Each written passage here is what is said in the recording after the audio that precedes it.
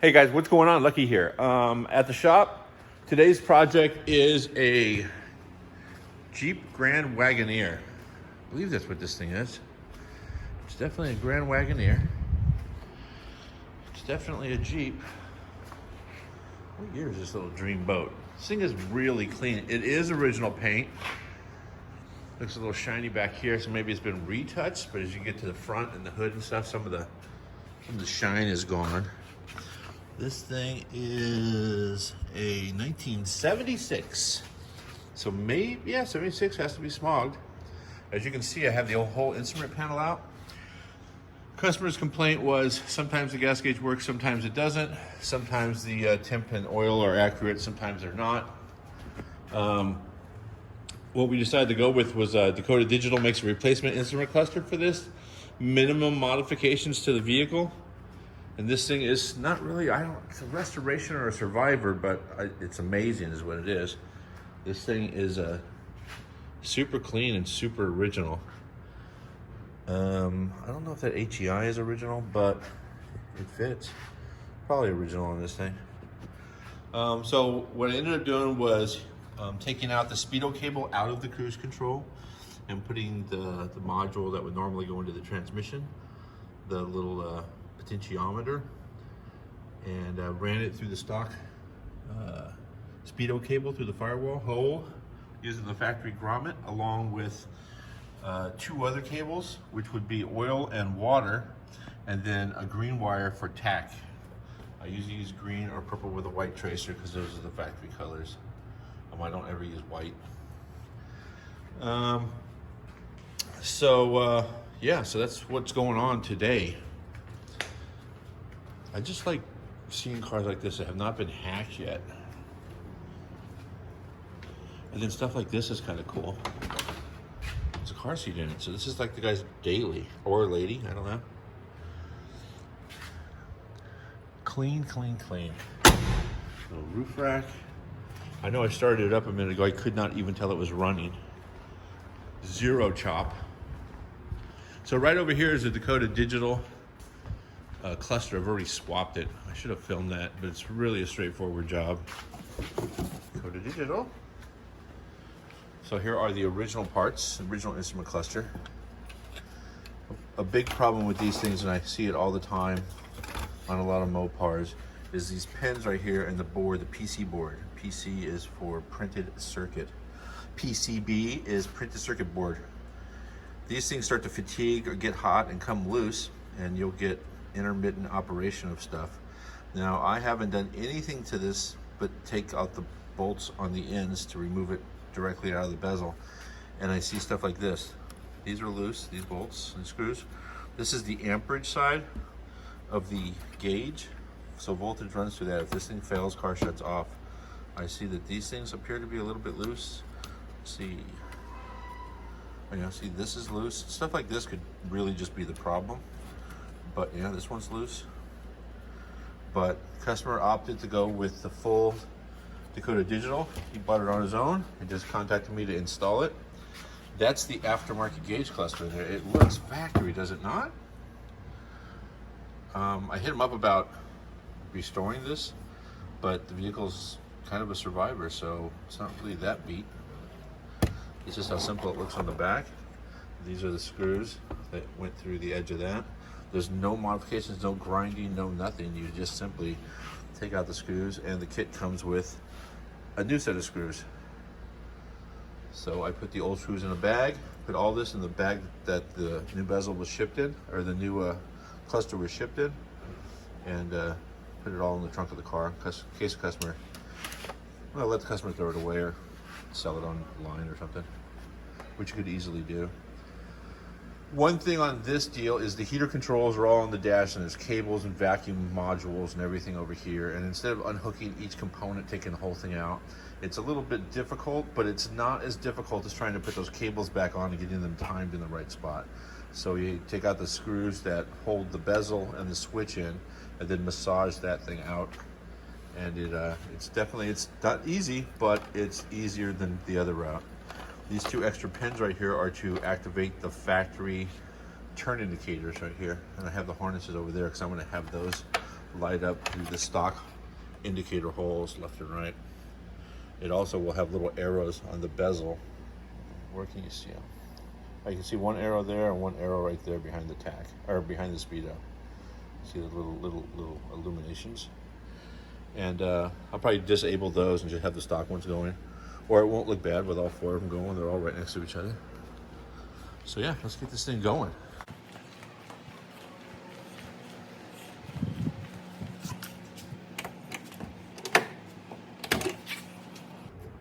These things are making quite the comeback. They're very popular. I've worked on quite a few of them, and yeah, people love them.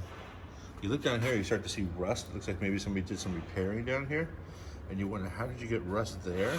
And this is what it boils down to. There was a nick or a scratch right here, because this whole car is super dry, but somebody scratched it or something right here, and moisture got into that, and it will slowly eat this entire thing all the way down. I might, just as a courtesy, chisel a bunch of that out and put some rust converter on there and maybe touch it up. It's got to look better than that, and it will prevent a lot of moisture from getting inside there. Yeah, look at that, starting to eat part of the door. Just something to be aware of. You buy an older vehicle, you start driving it, this is where rust starts. The seam seal up here will harden and crack, and moisture will get in there and just start eating stuff. Pretty much any car I buy, the first thing I do is chisel out all the seam seal if it shows any signs of cracking or drying out. I'll chisel all that out and put in new seam sealer, because at least it's not going to get worse while it's in my care. My truck, first thing I did, Chevelle, same thing. All right, let's start putting this thing in. It doesn't hurt to have the original instrument cluster handy. You can trace down the PCB, the printed circuit board, to determine which pin is which. Obviously we have a left and right blinker, high beam indicator, those will be necessary. You have some indicator lights on the left and right, one of them is seat belt, the other one is, I think it's four-wheel drive engage or something to that effect. But either way, you can find those triggers and move those onto this instrument, onto the new cluster. Also, it's easy to find the illumination circuit, find that really fast, ignition 12 volt source, everything is pretty much right here. This whole instrument cluster worked before, so all the terminals, all the power and all the signals that you need are there, with the exception of the three new gauge or new cylinders that we put in the car, which is oil, temperature, and speed. This is a mechanical speedometer, and we have an electronic one now.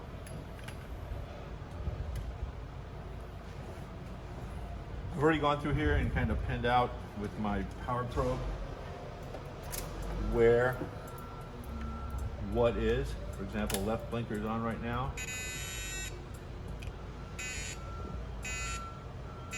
Right blinker. Now I can plug those directly into the electronic control module from Dakota Digital, and the indicators on the dash inside the instrument cluster will light up. It says left and right there. You can plug them right in and not do anything else. But they also give you the provisions of some little LED lights that are in the stock location, so the customer won't notice that something on his dash is not working. So on stuff like this, I choose to use those just to keep it looking more original. And once again, you're looking at your blinker and you're used to looking down and seeing an arrow and it's not flashing, and then you realize that behind the steering wheel there's another arrow. Sometimes it's cool, sometimes it's not. I've gone through the stock connector and identified each wire using my power probe. Right here, I think the last one I did was dash lights, brake indicator, 1, 2, 3, 1, 2, 3. Brake indicator, we have a 4x4 indicator. I left the provisions to add another 4x4 indicator under the dash, the original one, which is a bright light bulb. Left and right indicators are plugged in. And yeah, we're good with that side. I still have the stock gauge right here, stock instrument panel, because I find stuff on here that I'm not really, don't really know what the indicator is. or it's easy to look at this and figure stuff out, like the high beam indicator is what I've not, oh, I've already done that one already. That's plugged in. High beam indicator was gray with the tracer. Okay, so the other things I've added are the stock or replacement cine units. These are at the correct value for the Dakota Digital. So I pulled out the stock speedometer wire speedo cable, removed that, I'll give it back to the customer in case he wants to go the other direction. I used that grommeted hole. I got me a tack lead directly from the HEI, and I'm going to have speed, water, and oil right here.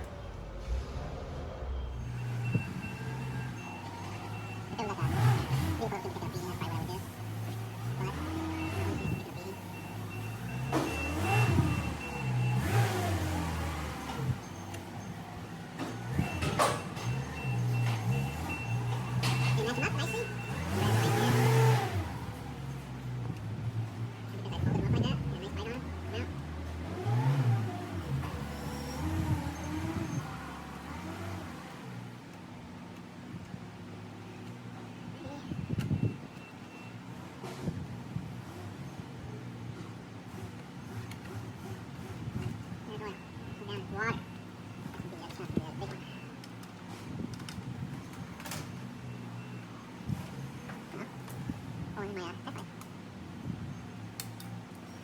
Water is 2 wire.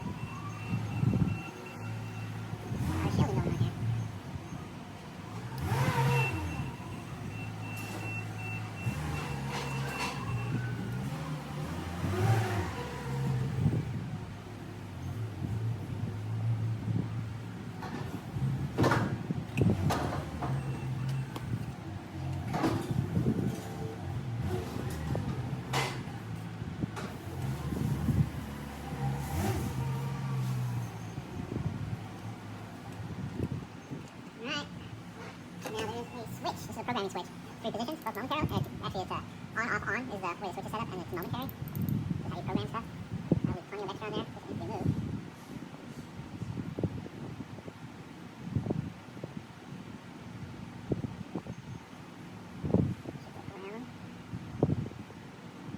You know what? I may have to just look.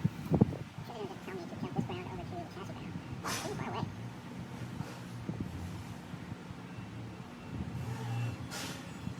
Shield.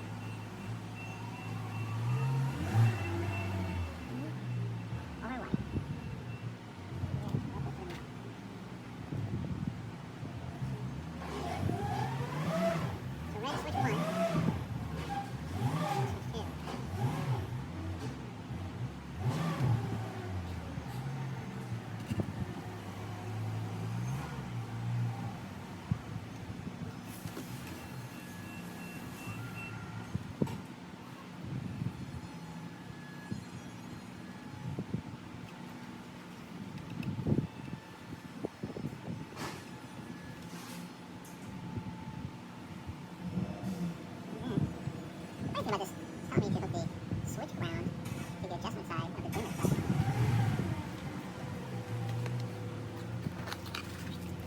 Pretty neat. We'll give you this dimmer plug that matches all the switches already in here. Because this is LED and the potentiometer or headlight switch does not dim like that. The voltage is a little too variable. So once again, let's put it down. We'll figure out where to put it. So you're just going to set it up one time. And that'll be it.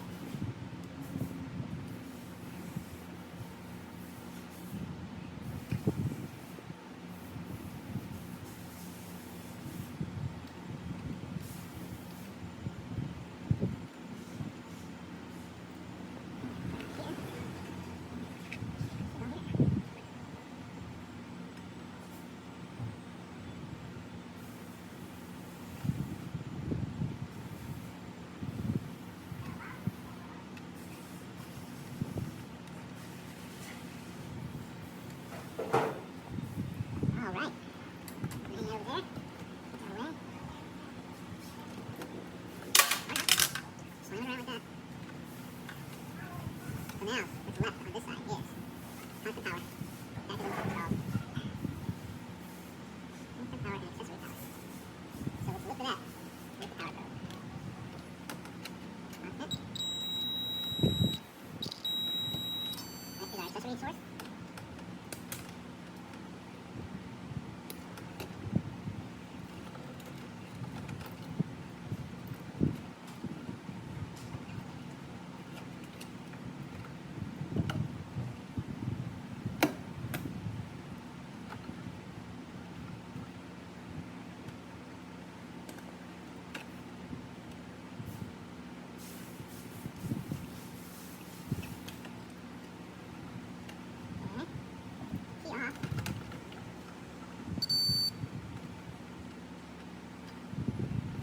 One that we have not hooked up yet is the fuel sender, and this is important.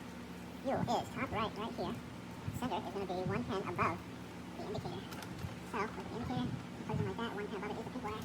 That is going to be gas tank.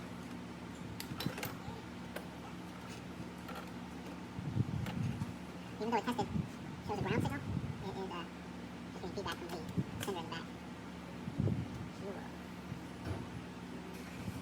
Alright, well, it's not quite long enough, but it's been looking clean. I can flip it over and plug it in. I'm going to go ahead and spin it a little bit.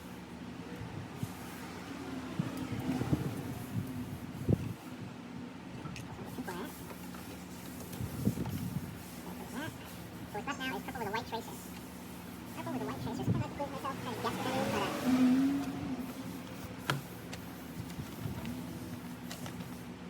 purple.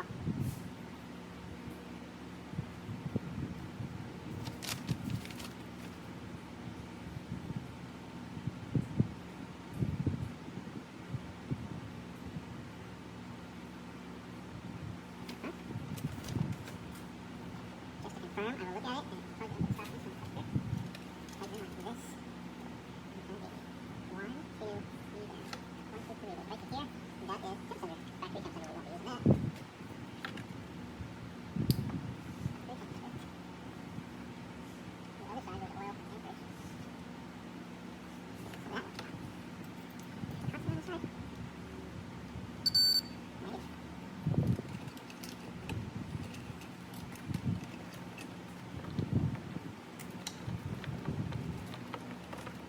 So the idea here is having this one looking cleaner, if not as clean, as it was before I started. So now you're going to move around. These are some components that are factory that I won't be using. One of them is a full guard indicator, factory one, because I routed it into the instrument cluster. Purple with a white tracer is the temp. And this plug on this side is an amp gauge and a oil pressure. Not using any of that. So I will open it up. Maybe. Put a couple zip ties on it. Tuck it away.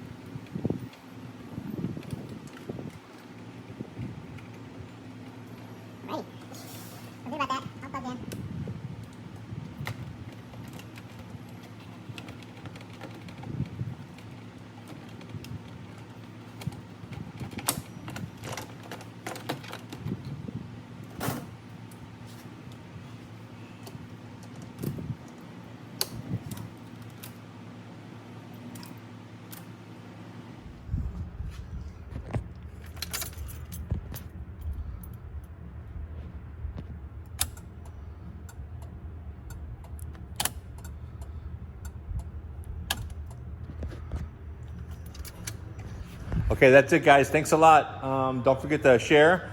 Don't forget to follow. Don't forget to leave a comment. And be safe out there. See you guys.